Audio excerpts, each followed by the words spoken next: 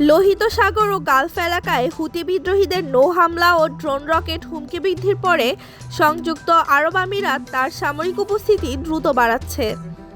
এতে রয়েছে দ্বীপে আকাশপথ রানওয়ে তৈরি, কৌশলগত ঘাঁটি প্রতিষ্ঠা ও নজরদারি সুবিধা সম্প্রসারণ।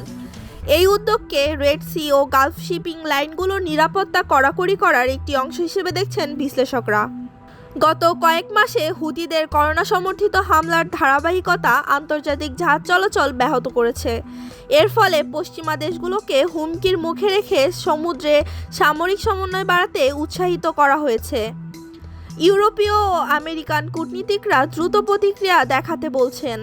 তবে আমিরাতের পদক্ষেপকে কেউ কেউ কৌশলগত চাপ বা অঞ্চলীয় প্রভাব বিস্তারের অংশ হিসেবেও দেখছেন।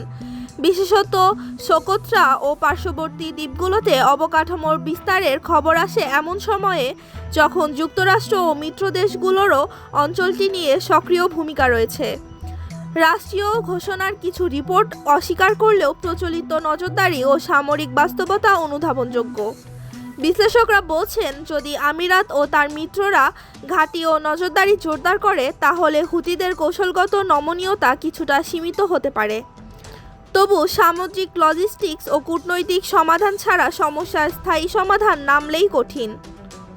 সাম্প্রতিক ঘটনাগুলো রেড সি অঞ্চলের নতুন শত্রু প্রতিস্তুপ ও ভূ রাজনৈতিক প্রতিযোগিতার ইঙ্গিত দিচ্ছে।